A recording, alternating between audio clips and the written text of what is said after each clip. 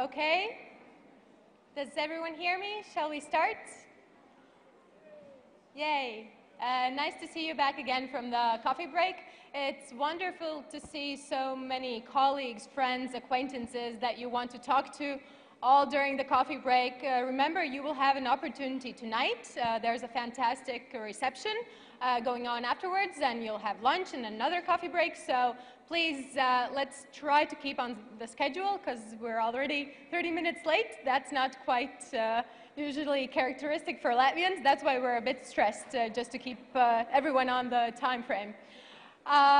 It's great to see you all energized. I see the level of energy is up again.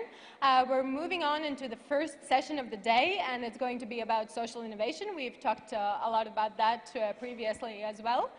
We have two speakers as well for the two longer versions of presentations, and then we'll have three express presentations. So a lot of things and interesting examples coming to you until lunch. So without further ado, Ernest. So, are you energized by coffee? Sounds like, right? Yeah, you're so excited.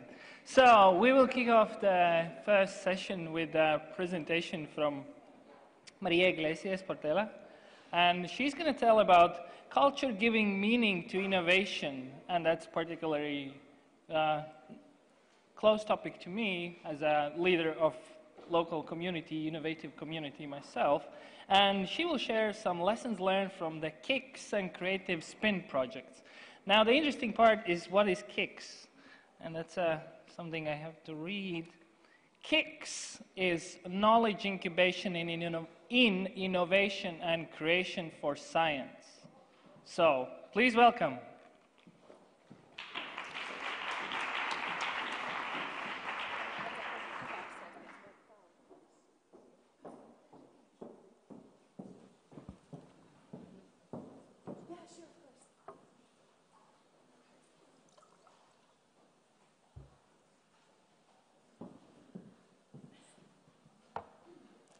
So, hello, thank you very much for inviting us here to be here. We're really very much pleased to be here and to have the possibility to discuss with you about this topic that passionates for all the KA's team.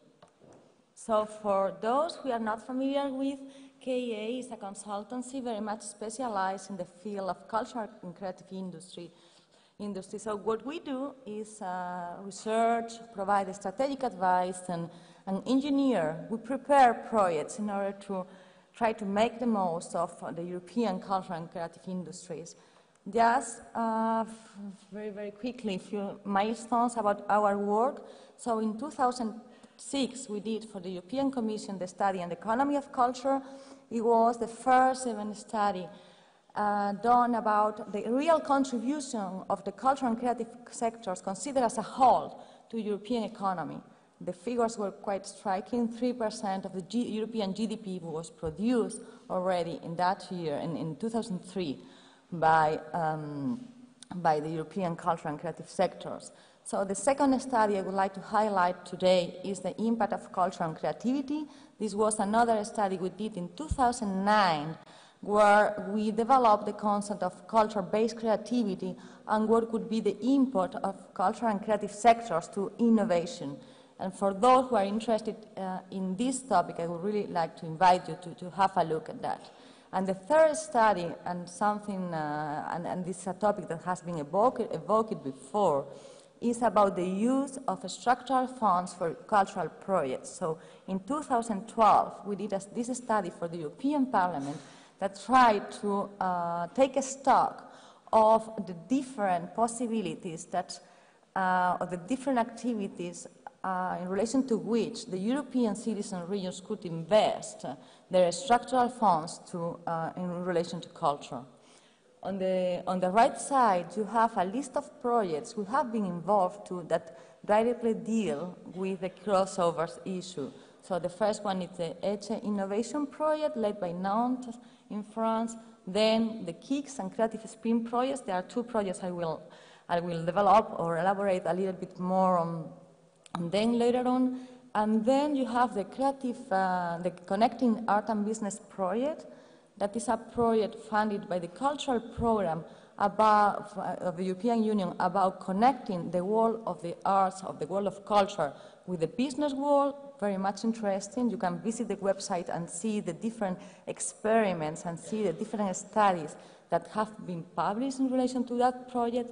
And the last one, the project Culture for Cities and Regions, is a project that has been launched a couple of months ago, funded by the European Commission, and this is a platform for culture-led development initiatives. So what we will do there together with Eurocities, that is mainly the lead of the project, and with ERING, is first to develop a catalog of 70 practices in Europe, in different regions and cities that have invested in culture as a motor of development. But we will also organize study visits and coaching activities for those who will apply to our call of expression of interest. So please follow that, because I think there's going to be a really great peer-to-peer learning activity you could take advantage of.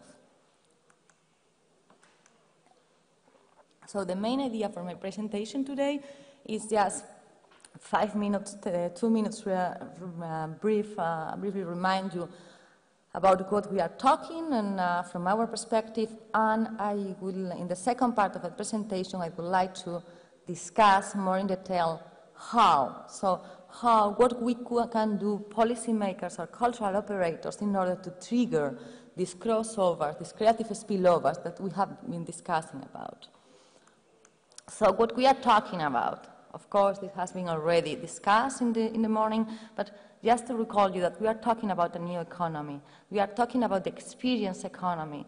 We are talking about the sharing of values, and we are talking about a society where intangible values really matter a lot, much more sometimes than the functionality of the products and the services. We are talking about a society where new social trends are, like sharing, for example, are really having a lot of importance. Here you have some of the immediate examples of creative spillovers that Pierre-Louis already evoked before, Apple, but we have also examples on this new way of tasting coffee that is becoming a kind of luxury, a new way of traveling thanks to the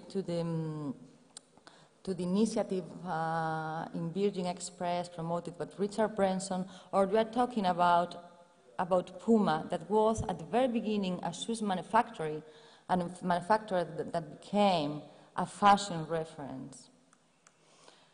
I think this sentence by Ed Catmull, the president of Pixar Animation Studies and Walt Disney Animation Studies, very well illustrates the spirit of the conference today. When art and technology come together, magical things may happen. And why? Because in fact, what we have tried to demonstrate in our study is that, in our different studies, is that artists, that cultural operators, that the creative industries have competencies and skills that are extremely relevant for the economy today and for the society today, because they master the experience economy, but they live of experiences, in fact. They are the first comers into the sharing society, because by definition, the artists, the creative industries are able to think laterally and to abstract things, to work with meanings and with symbols that are at the very core of this debate. Here, I just wanted to show you that these creative spillovers are not only taking place in the big companies, in the big cities.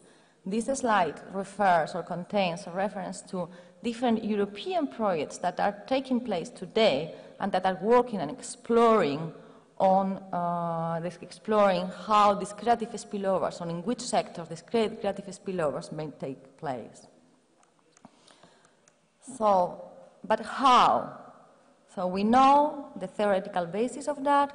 We know that crossovers are important, that they exist, but what we could do in our territories as a policymaker, as a cultural operators, in order to have these things happen. So I will focus, as already announced, in two projects, in the KICS and the Creative Spin project, in order to show that. And as already indicated by the moderator, KICS is a FP7 project that it was very much about testing new incubation processes between artists and science. This project, the second objective of this project is not in the slide, was, and I think extremely important, was to engage with young people. So one of the target population of this project were teenagers from 14 years old until 18 years old that were the protagonists of many of these incubation activities.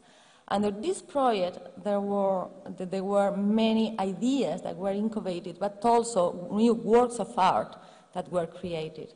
And how we did it. So the different partners of the project, 21 partners from all over Europe, being science museums, being artists, being business platforms, and research centers.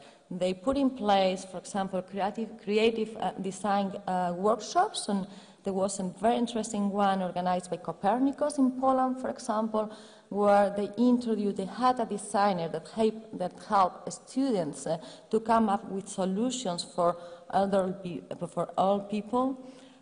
They put in place multidisciplinary working space, they work with competitions, they use artistic interventions in different scenarios. For example, there was another small city in Sweden, Ale, that make use of an artist in order to come with some initiatives for the city. Sorry, I forgot. So under this project, we also developed what you have there on the right, that is a toolkit. It was developed by Science Gallery. It was a toolkit for art and science incubation action. So this toolkit is available on the website of the project, and you will find there some tips about what kind of subjects you can choose and how to choose the subjects for the incubation actions. You will have some tips about in which place, about what kind of team you should count on to deliver despite this kind of projects, what kind of communication strategy, what kind of innovation broker you could use for such kind of activities. At the end of the project, we also had an award where some ideas developed by the project were selected. Here you have 3 examples. So the first one is a combination of a very low-cost device with a software that increase the perception of the user the perception of the user when participating, for example, in a live event. This idea is already being commercialized. The second one, silence, is one of my favorite ones. Is about a box made of matte glass that allows you to be in total silence in the middle of the crowd city. And the third one is a work of art where you have your image projected thanks to the magnetic bacteria. This idea, this artistic idea is very much about a reflection between your self-image and the developments in technology and so on. So the second project, Creative Spin, is of a different nature. So this was a project funded by the URBAC program of the European Union, and this gathered 9 cities led by Birmingham, UK, that wanted to test tools and methods to best connect the creative and cultural sectors with other sectors of the economy. So each of these cities, they selected a specific topic to work on, so from ICT to tourism to health to environment, and discuss about what kind of things they could develop around these subjects and what kind of connections they could bring. So during the project, there were 9 different meetings that were organized in all these cities. In each meeting, there were study visits. There were also showcase of local projects in the field of health, for example, very interesting examples.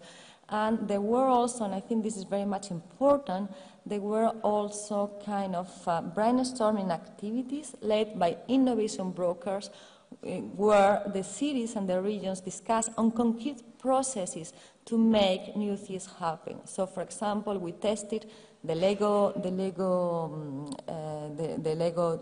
methodology. We tested artistic interventions. They tested also interactive workshops, etc. So, by the end of the project, each of these cities presented or developed a local action plan where they already defined and described the different measures they would like to put in place from now on.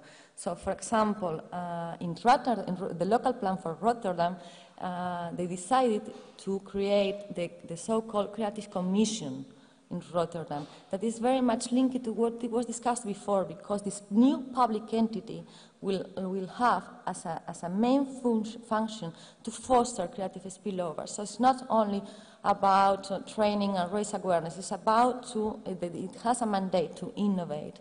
Other cities, as Bologna, for example, were more for creating multidisciplinary spaces, creative hubs, or specific trainings in order to be sure that their local industry had the capability to work their creativity skills. In Kortrijk, in Belgium, an institution was given the mandate to foster the creative spillovers. We had other cities that were more for introducing artistic interventions in the city itself. So there are quite a big variety of measures that were introduced in these local plans. What is very important, what I would like to highlight also here, is the importance of the bottom-up initiatives and of the participatory measures. What we realized through this whole process is that many of the initiatives that were later on implemented in the local action plan had, at the very origin, were created by a local community, not always related or not always, it was not always the public organization that put that in place. So, what can we conclude from this experience? In fact, what we conclude is that, indeed, the cultural and creative sectors may really help to reach different objectives in terms of innovation. So you can do it from a general approach, social innovation, economic innovation. So, but more and more, we have seen that there are policy measures that target very specific sectors. As I already mentioned, the health sector is a sector to be mined, tourism, ICT, manufacturing, the port. What we realized also during this project is that even if today, I think in Europe, in many European cities, there is an increasing understanding of the role of cultural and creative industries, and there are more and more measures to support the cultural and creative industries themselves, the so-called spillovers policies are still in a very much embryonic stage. So there is no clear strategy about that. And this is something that really needs to be developed because, of course, these creative spillovers, the crossovers may happen by accident, but if you can plan, if you can prepare the field for them to happen, even better. So what were the main problems we testify in relation to that? First, and this is a typical problem of the cultural and creative sector, was the lack of capacity. The cultural and creative sector is not very well organized, so it's sometimes difficult to identify the interlocutor with whom you should talk to if you want to put a policy measure into place. The second problem was the lack of awareness. In fact, we are talking here today, all of us, we are very much in the subject, but there is not a real understanding, a generalized awareness about what or how the artistic and creative skills could serve to other sectors of the economy. The third and the fourth problems, I would merge them in one, are the difficulties sometimes in having the artists or the cultural operators, the creative thinkers working together with other sectors. Because in fact, what we realize is that sometimes they don't trust each other, they don't speak the same language, and they don't use the same working methods. So even when there is the willingness, so that when you have an artist and an entrepreneur sit on the same table, sometimes they don't know how to discuss, how to work. And this is why sometimes the role of the innovation broker is so much important. And finally, another aspect, but I think Bernd Fessel already mentioned that, and is working on that, is the lack of evaluation tools to measure impacts and to adopt or correct the methods to improve, to put in place these kind of activities. So, as I already told, we identify along this process different policy measures that could be taken into account in order to foster creative spillover. So, there are measures to create the preconditions to spillover, so from dedicated places to training activities, to raise awareness tools or networking events, but there are also measures that are much more proactive, where the public authority really make an effort and a step forward in order to have the real work done. And this measure can be, for example, the creation of ad hoc structures in order to foster that, to have some people really with the mandate of promoting these spillovers. We have in many cities there are cross-sectoral projects that have been implemented. So call for projects where you give funding for cross-sectoral activities. And so we mentioned before innovation vouchers, and there are today in Europe, there are quite a few innovation voucher schemes that have been put in place for the creative sector. And I think that maybe we will discuss about that later. But for example, under the ESIA, the European Creative Industries Alliance, there were some pilot projects with innovation vouchers that showed to be quite successful. And well, to finalize with that, I would like to announce that by the end of April, in fact, in the framework of this project, the Creative Spin project, we will publish a smart guide about creative spillover. So the main purpose of this smart guide is to serve to help cities and regions to design and implement creative spillover policies and processes. So what you will find there is a definition of a creative spillover. What you will find there is ways or tips to implement and to design policies. So how to identify your creative spillover resources, what kind of policy measures, or how to evaluate what kind of policy measures are the most appropriate to your local ecosystem, and a third section that could be more about how this policy measure could be implemented, what kind of tools and what kind of profiles you may need in order to make this real. So what I will do now is I will finish here. I will invite you to visit this website of the project. You will have there the information about the event that will be organized in April by the city of Birmingham, and you are more than welcome to meet us there. Thank you. Thank you. Thanks so much. Do we have any questions from the audience to Maria? A lot of things to talk about, but any questions off the bat? Okay, if not, caffeine is still kicking in.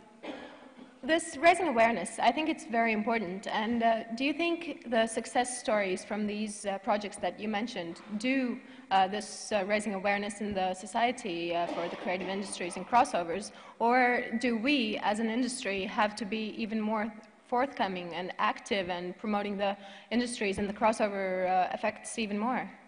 Yeah, I think definitely.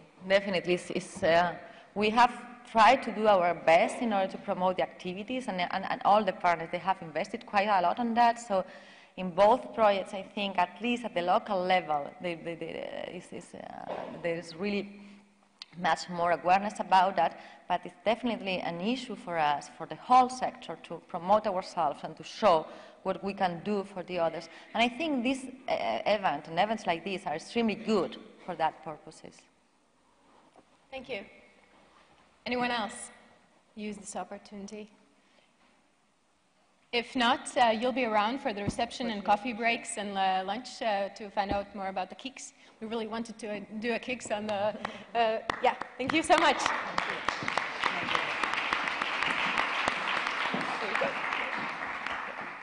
So, this morning we already heard several times health was mentioned as an important crossover sector.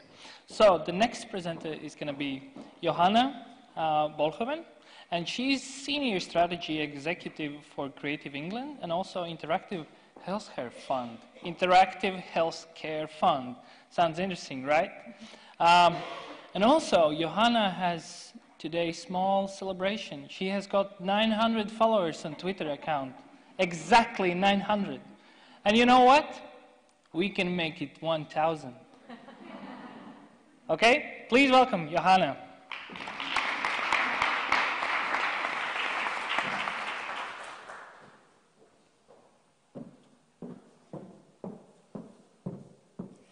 Thank you, and I shall be watching my Twitter feed with interest, so please do follow away. In the interest of food, I'm going to try and be brief and succinct in my presentation. I'm just going to provide a very brief introduction to Creative England, and then I'm going to talk in more detail about how we focus on crossovers, and in particular, healthcare. I will give you some practical examples of the products that have come out of recent programs, and I'll talk a bit about the funding model that sits behind it and our work with partners, which has been absolutely key to the success of the whole initiative. Oops. So, Creative England, we are a private, not-for-profit company. We exist to support the sustainable growth of creative businesses in English regions outside of London. And by creative businesses, I'm talking about film, television, and digital media. And digital will include games, mobile, online, and associated support services. We are still quite a young organisation. We are only 3 years old. We now have approximately 50 staff across the UK. We have major offices in Manchester, Birmingham, Bristol. We have 2 talent centres in Leeds and Brighton, and we also have hot desks at the 2 major studios, so Pinewood and Elstree. So we're quite on the ground, even though we are only a small team. 80% approximately of our funding comes from central government, although we are not a government agency, but we do play a very important advocacy role. We very much see ourselves as being the voice for the sector. We lobby continually to influence policy changes, and we constantly apply for funding, which we then draw down and turn into programs of support for our businesses. So initially we existed to deliver the out-of-London film provision. So that includes a nationwide talent development network, location support services, and also some business and skills development. But we had a longer-term goal. We wanted to develop a sustainable solution for creative and digital businesses, and this meant that we had to connect them with national and international markets, we had to connect them to public and private funding, but ultimately we had to create new business opportunities for them. And this meant looking outside of the creative industries, looking at other sectors and how we could work with them to do just that. Ultimately, we wanted to create a supply chain for our creative and digital businesses. So, our aim, very much to improve the cross-sector collaboration and innovations and open up those practical opportunities for our businesses to work with clusters in other sectors, healthcare being one of them, and that's very much what we focused on initially. So we know that creative businesses who are working at the cutting edge of their field in mobile technology and app development have the potential to improve the health and well-being of patients using technology that we already have at our fingertips. We already know it exists. How do we just bridge that gap and turn it into something of use? What I have here is just a few examples of some of what I'm talking about, and also products that have come out of the programs of support that we've been running over the last 2 years. So this ranges from app development, so we have an app that can be used by young people and their family members and friends and support organisations to report a distressful experience they might be having if they're experiencing a long-term condition. This app connects directly to emergency services, so the patient, if his or her at crisis point, they can directly get in touch with the help that they need. That's just one example, and I've got a couple of more on the screen. I won't go through each one in detail, just in the interest of time, but it gives you a sense of what we're trying to achieve with the innovative product development in this field.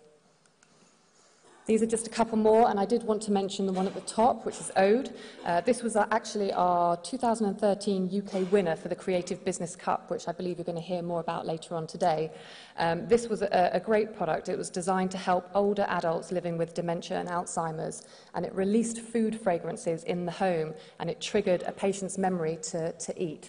So an issue that the care services were having at the time was that patients weren't eating, they were malnourished, they were losing weight because they were suffering from memory loss. So this product, very simple product, about the size of an Apple TV that just sat in the home, combated that and achieved results almost instantly. So again, that's just another very good example of actually creative and digital that's mixing with the food sector as well to support healthcare. And then there's a couple more examples there on the list.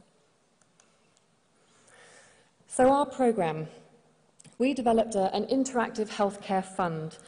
We wanted to prove just how powerful creative businesses can be when it comes to cross-sector collaboration and developing products that extend beyond the boundaries of the creative industries themselves. We designed a programme that not only supported small creative and digital businesses when they wanted to develop prototype or new innovative concepts, but actually that would stimulate creative and digital innovation in the UK healthcare sector. We launched our first programme in 2013, and we have since invested just over 1 million, so approximately 1.2 euros in the programme. And we've worked with a number of great partners to achieve this, and these are probably two very key points. Having funding in place and understanding the needs of our partners is critical to making this programme work, and I'll talk in a bit more detail as to why that is. So the money we draw down from our central government is regional growth funding. We secured 4 million in our first year of operation, and we've since gone on to secure another 8 million, which was announced last week.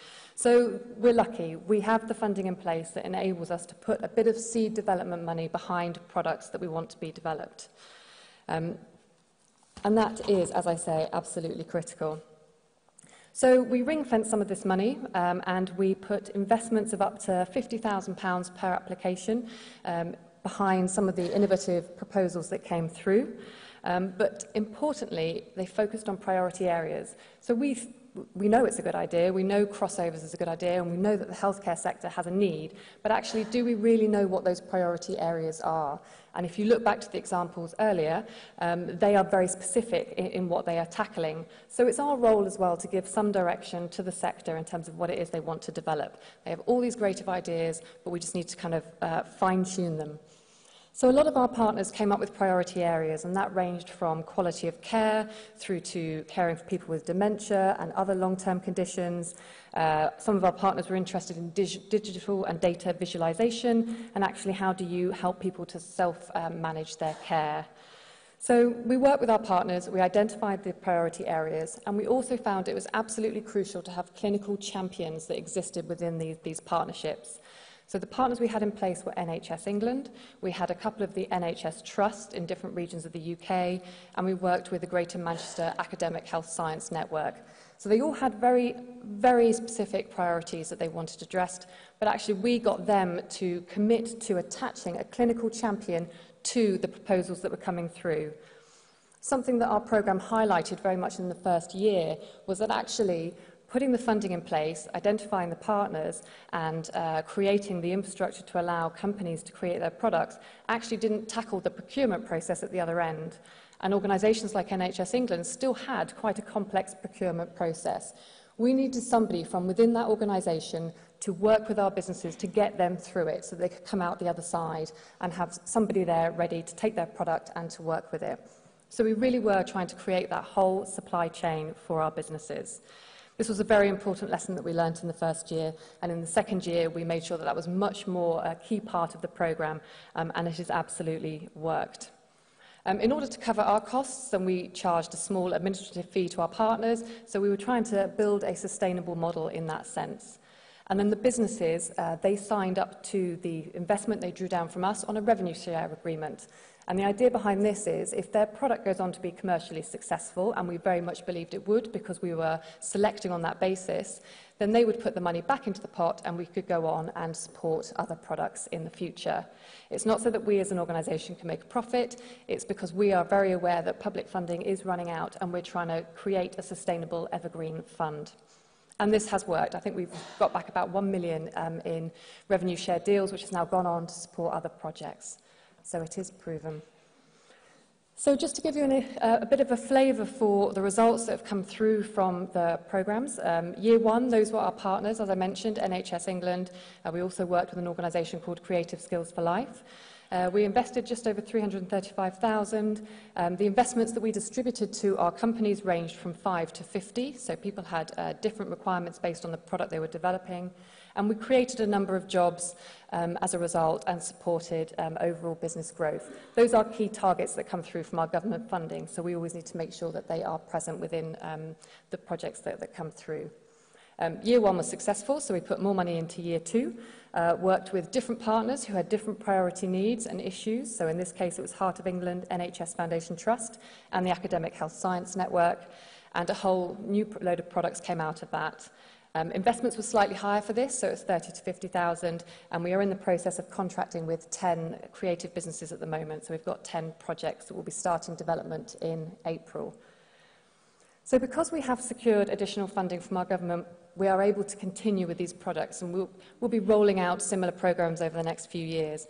But something that we have just launched, actually on Thursday, if you follow me on Twitter, then you can find out a bit more about it, is a partnership with the Walt Disney Company.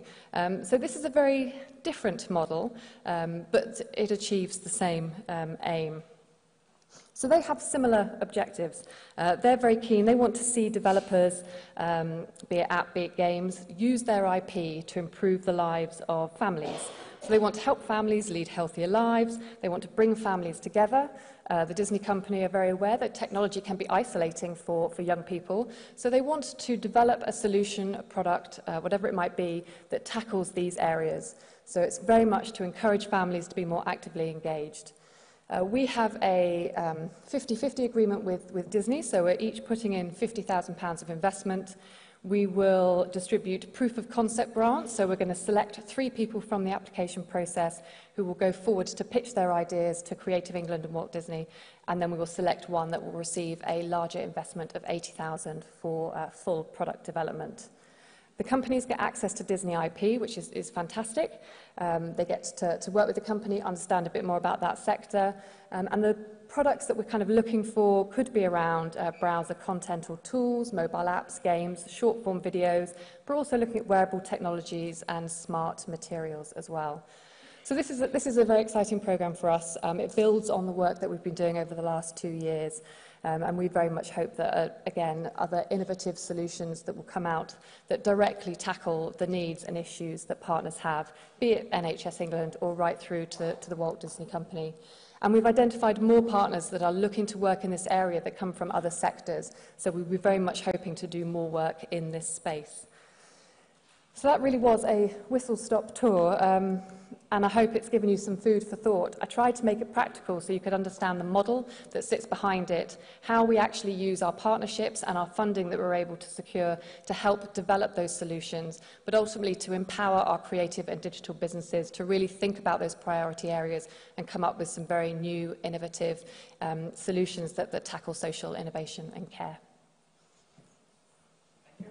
Thank you. So, do we have any questions? I'm ready to try. Oh, that's a long shot.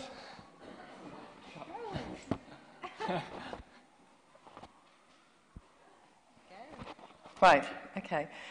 In the UK, there's also the Creative Industries Finance and the Creative Industry Federation. And I'm just curious to what extent you cross over with those two national organizations that are also, for instance, in the creative industry finance, funding startups and interesting crossovers between culture and business, and the Creative Industry Federation in terms of advocacy. Mm-hmm. As I understand it, I mean, Creative England, we sit on a number of the steering and working groups that make up some of these councils and then the federation that has come out of that. So we very much take the lead on a number of different issues, not all. Creative England focuses on access to finance as a key area, crossovers, and how we work with other sectors like healthcare.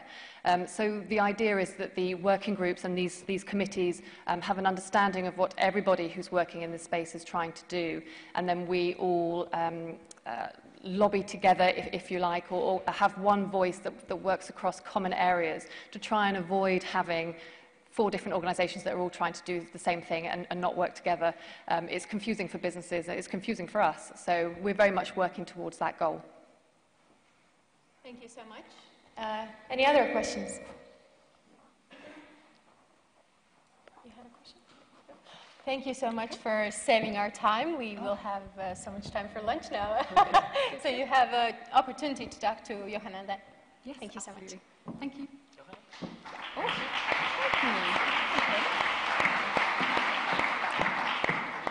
thank you. Yes. Now we have the opportunity to wake you up a bit and move to the express presentations. It is my honor to welcome one of the forerunners of social entrepreneurship in Latvia, one of the success stories, and she will tell you all about it in her 7-minute express presentation speech. Madara Makare, please. HOPP. Hello, thank you for introduction. Actually, it's very interesting to see how issues addressed here today are very much similar to the issues we discussed when talking about social entrepreneurship. So I'm happy to share this experience we have in crossing these two sectors. So I was given a keyword, accessibility. I wrote it down, and my imagination went wild immediately, just thinking about all the remote places I've traveled to. My family thinks I'm crazy. I think I'm just a little bit adventurous. This place is far less adventurous than the previous ones. This is my country house, just 50 kilometers away from Riga and 88 kilometers on the country route from the local town, but it has no public transportation to get to it. So this is when I think about accessibility, because if I were an elderly lady not able to walk long distances anymore, so no access to shops, the drugstore, or even the neighbors. So how isolated and dependent I should feel. Or if I were a young girl spending most of the days in the wheelchair, not able to run with the neighboring kids. So how much more different and lonely I should feel. And this is a story I always hear behind the people who approach us. And they approach us because we build tricycles for people with disabilities and for seniors. Now we have quite a wide range for children and youngsters with a different level of functional disabilities, for adults and seniors after operations or with some health issues and balance issues, or even some customers who just are healthy but haven't learned to ride a regular bike with 2 wheels. But it all started from our passion for cycling and from an informal movement called freak bikes. My partner, he is a metal artist, metal designer, Edgars Spridzāns, and he was one of the guys who initiated this movement in Latvia.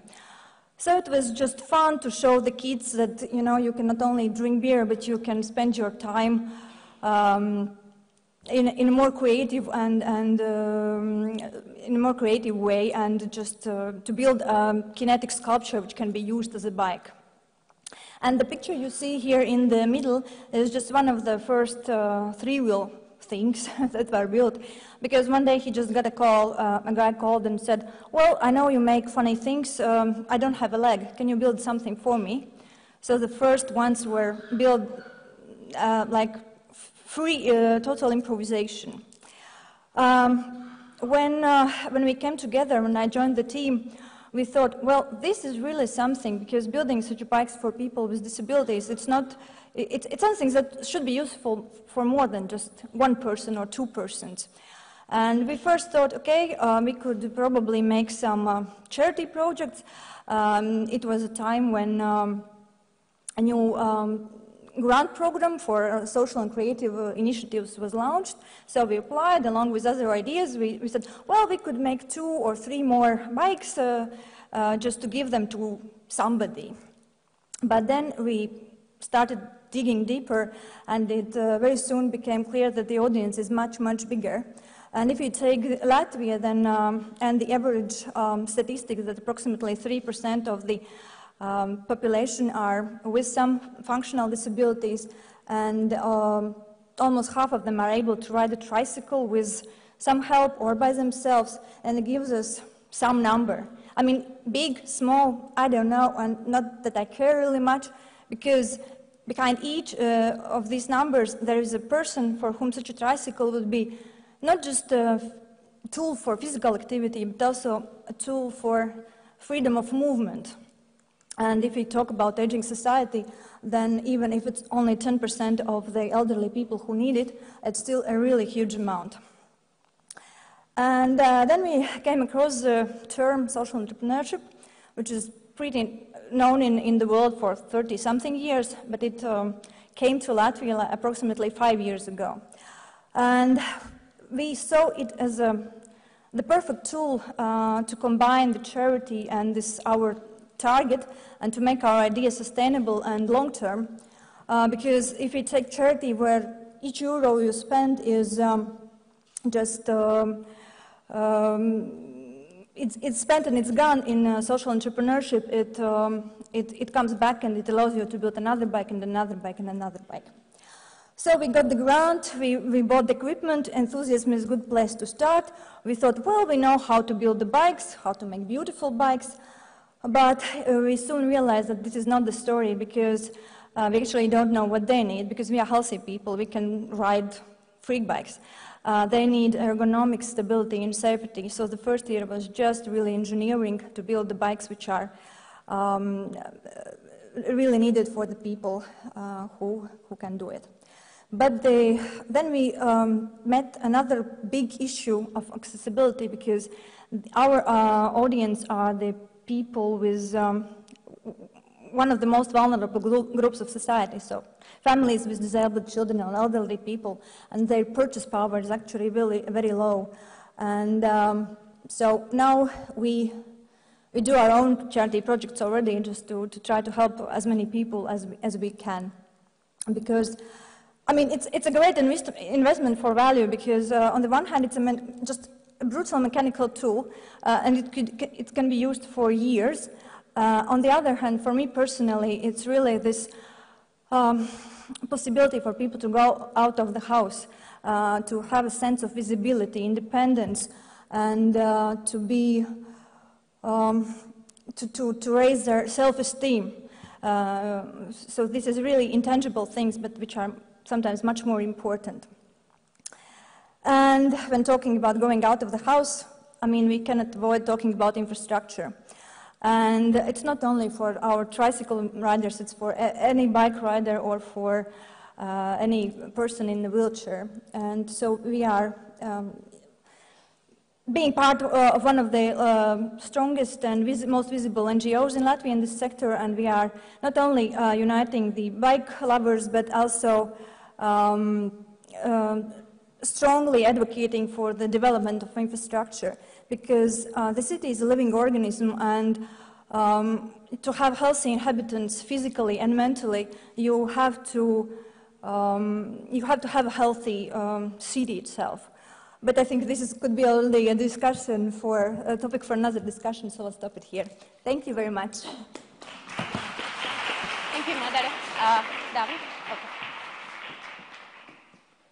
Thank you so much.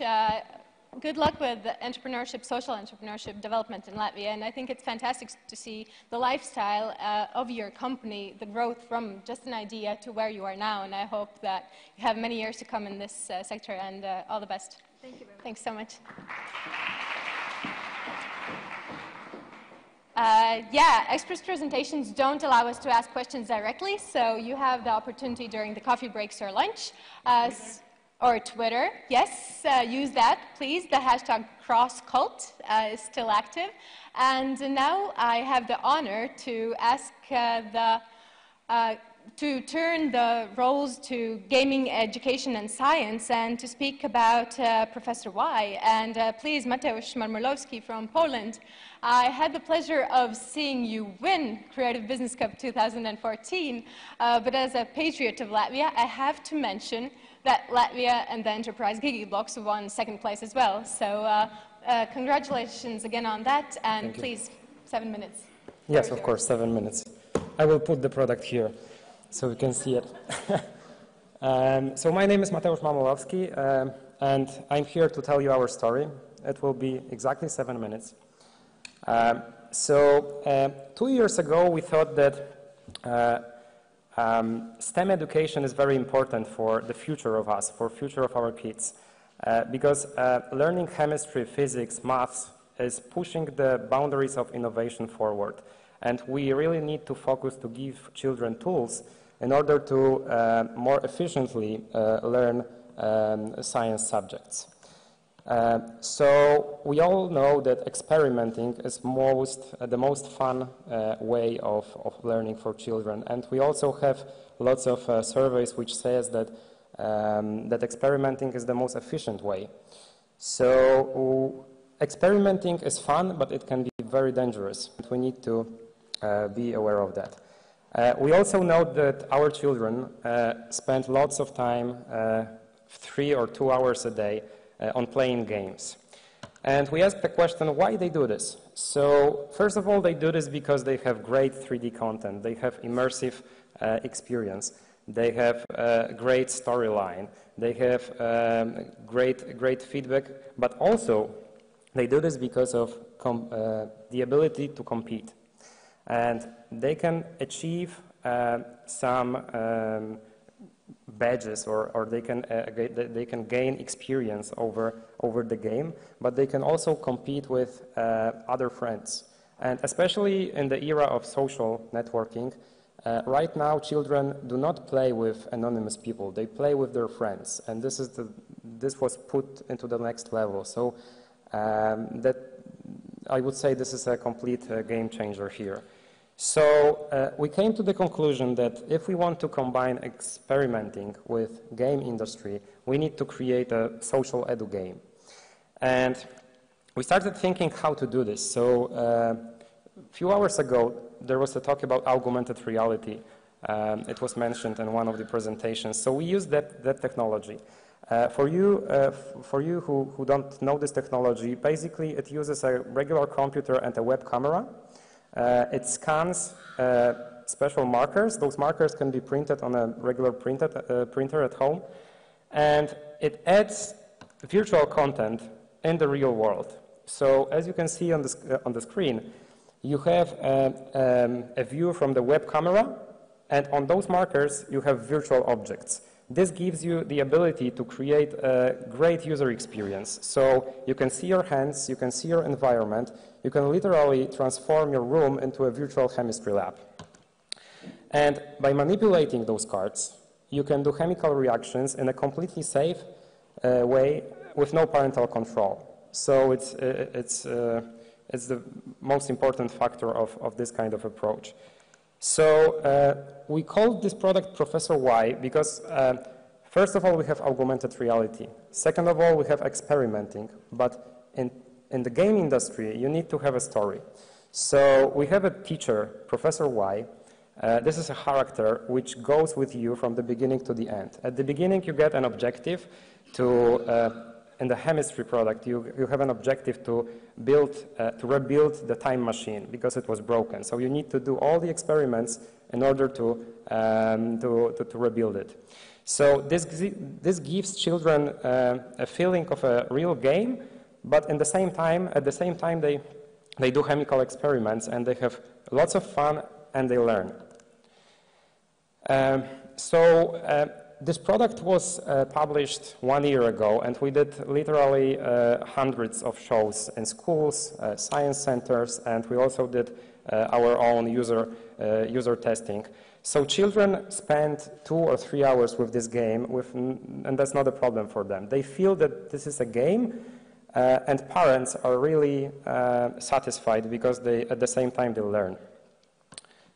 Children are most important for us, but we are also recommended by top scientists. You may think that those people think in an old-fashioned way, but they are constantly searching and seeking for tools to provide better education, to use innovation in teaching students. And we have also their support. And last but not least, we managed to get few awards, and one of them was Creative Business Cup, as you mentioned, in Denmark. This gave us visibility in Europe, because currently we sell this product in Poland. We also have English version, and right now I'm actually here because we are looking for contacts in order to distribute this game all over Europe.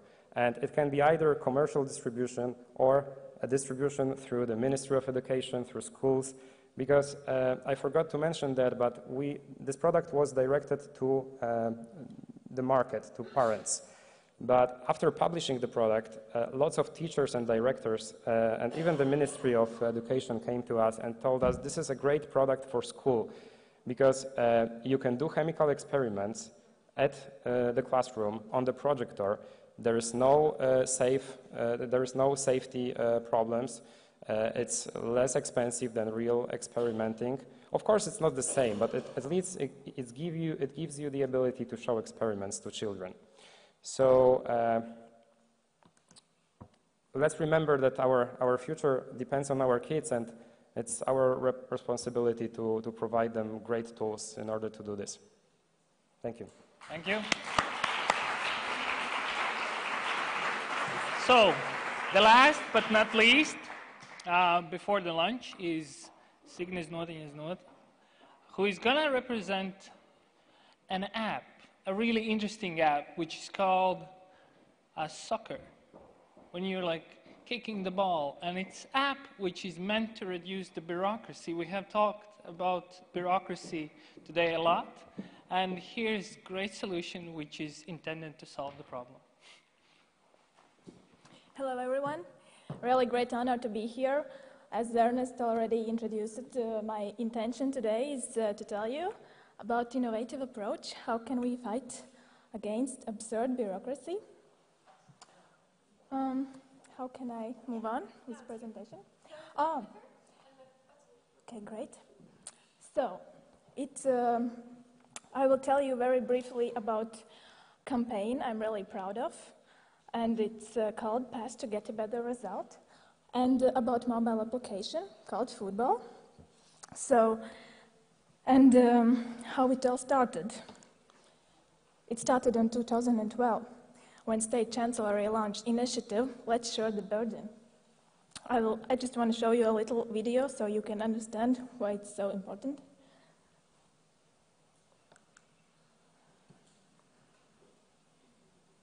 Sound. Sound, please, for a video. Sometimes you have to kick someone. Okay, the whole idea. Therefore, if you face an obvious shortcoming in the public administration, record it. Sorry, but I want you to see this, so I will go back. And I want Offer your solution, send it to us, and we'll get on it. Have a look in our website, and what is more important, participate, in order to create a better, more efficient, and more friendly public administration. So the whole idea behind this initiative was to invite every citizen to collaborate with us, with public administration, and tell what's wrong and where things should be fixed. So we got really hundreds of great suggestions and good ideas from citizens how things could be improved in public administration system. So we thought we should continue this and we should involve new audiences here. We thought we should do it in an attractive way. And I don't know if it's in your country, but here in Latvia, if civil servants are providing a really bad service and forwarding you from another institution to another, from another person to another, but with no reason, we call it bad football. And we wanted to turn the effect into an affect. And we wanted to ask civil servants to play good football instead, with precise passes. And we wanted to ask society to pass us, and we mean just to tell where things are really bad and where we should fix them. And so we launched campaign, Pass, to get a better result. And during this campaign, we created new tools. And we did a research before we launched this campaign. And we found out that in European Union, there are no other governments or public administrations where they have created digital tools for participation with aim to fight against bad or absurd bureaucracy and too huge administrative burden. So that was our intention, and we did it, and we are proud of it. So we have mobile application Futbol, and we have website, Share the Burden Together.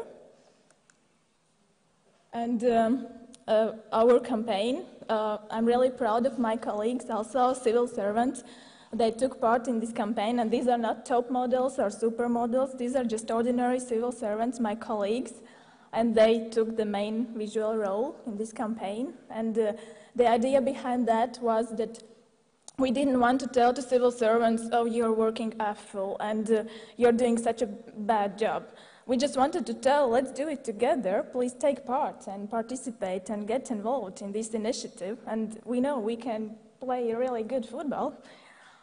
And here's a short video. The mobile application Futbol provides a chance for everyone to rate the performance and service quality of public institutions, as well as to report any problems and make suggestions about how things can be improved. It's very easy to use. Open the mobile application.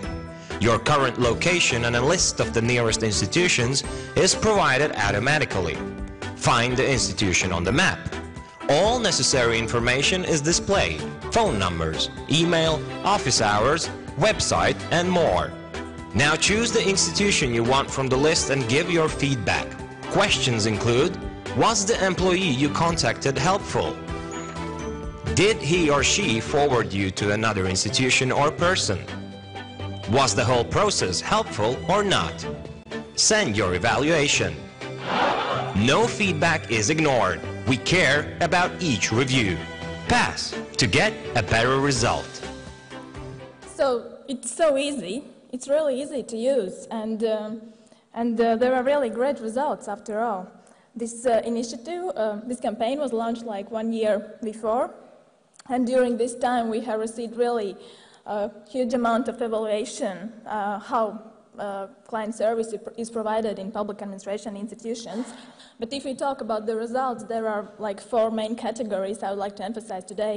So first of all, better regulation and less burden.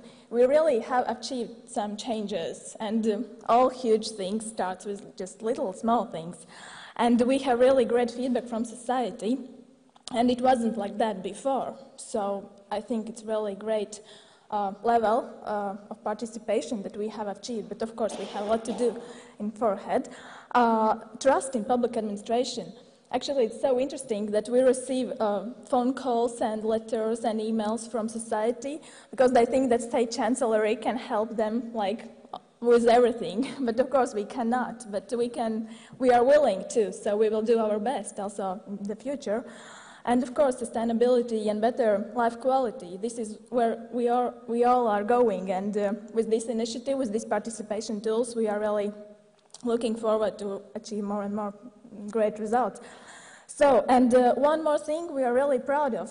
We have been able to put this initiative in the highest level, in the highest political level, because we got support also from our Prime Minister. Just the last video from me.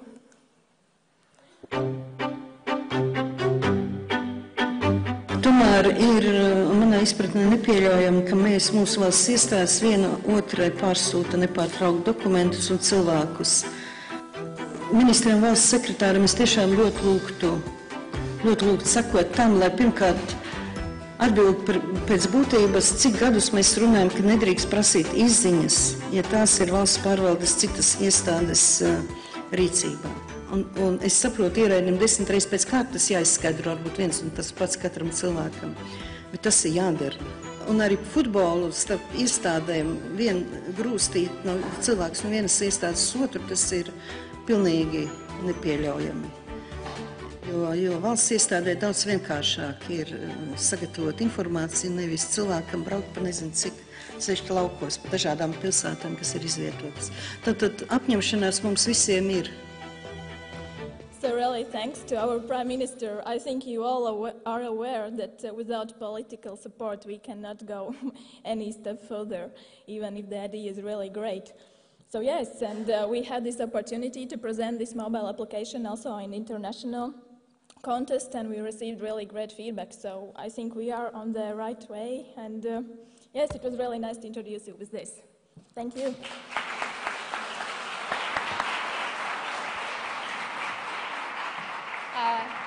Thank you, Signe, so much. I think this initiative was very much needed, and I saw so much smiling faces in the audience that I think that there are going to be a lot of similar applications called soccer, American football, basketball, or something else. So thank you so much. Thank you for your energy, and we have well-deserved lunch. It's going to be served in the restaurant past the police station. We're going to have to reduce the amount of lunch and have to be back here at 2:30, so 2:30 sharp, so we don't continue laying back with the time. Two more things. There are two more exhibitions, if you can still hear me. And one of the exhibition halls, Jūra, and the other one is IT Demo Center. So please go there if you have some free time, check out the things they have, and let's meet back here in 15 minutes. Thank you so much.